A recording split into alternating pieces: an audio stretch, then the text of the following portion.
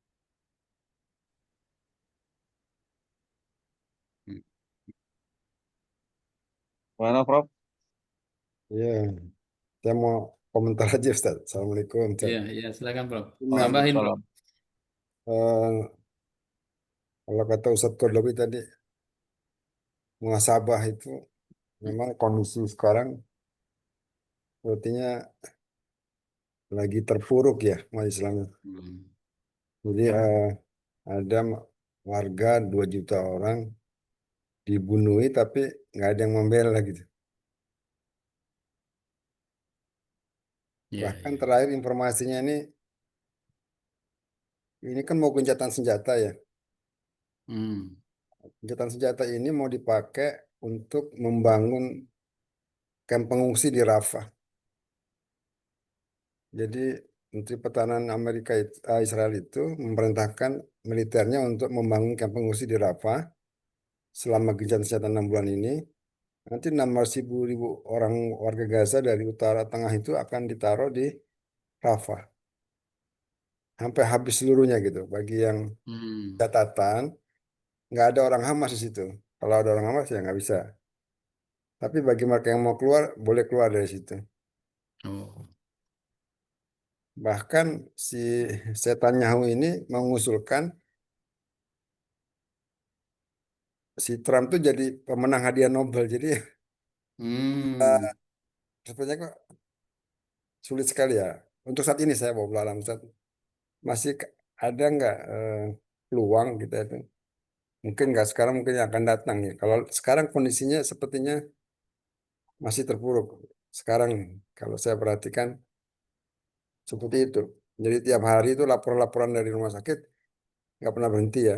Yang jadi selama perang Iran Israel Israel itu ya udah ratusan orang yang wafat ya sampai hari ini. Hmm. Gitu. Nah sementara kan tetangga-tetangganya bermuka dua ya, hipokrit ya, munafik semua itu. Hmm. Hmm. Dan orang-orang yang fundamentalis yang apa, yang berjuang Islam itu sekarang udah banyak keluar ke Mesir. Jadi yang tersisa orang-orang umum yang kehidupannya mungkin seperti Hmm. di kita juga ya, pada ngerokok begitu. Jadi memang walau untuk sedikit pesimis saya itu, tapi walau Ustaz mungkin pandangannya Hmm. berbeda. Silakan. Gitu Ustaz. Iya, iya. Ya, wallahu alam shawab. Ya. Hmm. Eh, Mungkin kekhawatiran itu wajar ya, Prof ya, melihat realitas. Nah, eh, dan memang dalam sejarahnya juga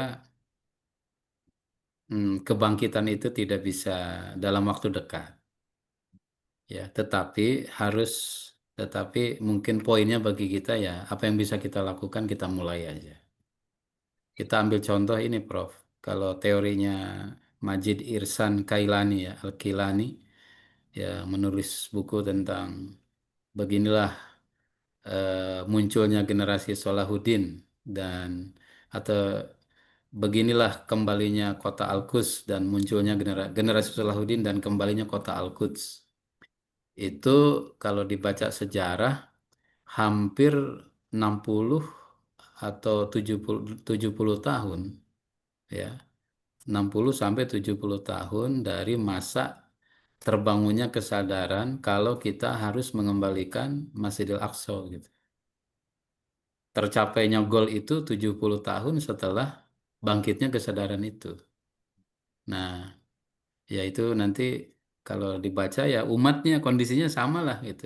Sudah duniawi, dunia oriented, sangat materialistis, materialismenya sangat kuat sekali.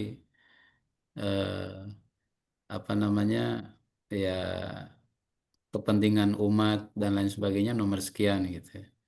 Nah, situlah nanti ada Imam Al-Ghazali dengan pendekatan teori Ihya Ulumuddinnya menghidupkan kembali syiar-syiar agama ya. Kalau kita baca kitabnya memang jangan terjebak dengan rutinitas gitu. Misalkan wudhu, dia bilang wudhu itu bukan hanya basuh muka, kumur, tapi dia bilang ada maknanya ya, membersihkan pandangan dan lain sebagainya. Tadi penghayatan, pemaknaan kepada nilai-nilai ibadah. Kemudian dibikinlah sekolah, orang belajar Islam, ya, tapi yang lebih dalam lagi gitu. Mungkin ini membesar sehingga nanti ada pemimpin Nuruddin Zangki ya. Kemudian Nuruddin Zangki ini membebaskan satu kota, kemudian di kota itu dia membuat madrasah hadis. Di situ ada ulama murid Imam Al-Ghazali namanya Ibnu Asakir. Dia di situ ngajar dan lain sebagainya. Dari memang bangkitnya dari ilmu, membesar sehingga muncullah sosok Salahuddin. Jadi memang sosok Salahuddin itu bukan Superman, tapi dia hasil super tim. Ya, tim yang kuat, tim yang bagus begitu ya. Nah, tapi juga poinnya adalah memang mesti melakukan penyadaran umat, mesti melakukan upaya penyadaran tentang ruh syariat, tentang nilai-nilai dasar dalam syariat, kenapa begini itu dan lain sebagainya. Baru nanti insya Allah lahir juga. Jadi memang proyek besar, proyek apa namanya sinergi ya, kolaboratif gitu, sinergitas dengan berbagai elemen. Dan jangan lupa, memang dunia pendidikan ini sangat penting sekali, Prof. Karena dari situlah muncul generasi-generasi yang insya Allah bisa menguatkan Islam gitu. Ya intinya apa yang kita bisa lakukan ya Bismillah lah kita lakukan. Ya mungkin kapan Allah akan memberikan kemenangan dan pertolongan, mudah-mudahan asa ayyakuna qoriba kalau bahasa Quran ya. Mudah-mudahan titik itu sudah sangat dekat. Sebagaimana hal ini para pejuang Hamas dan lain sebagainya itu kan kalau baca tahun 70-an saya dengar ceritanya seorang ulama ya. Dia bilang dulu mereka ini orang-orang sekuler gitu. Sebelum datangnya Syekh Ahmad Yasin tuh sekuler banget luar biasa. Palestina itu, Mesir itu gitu ya.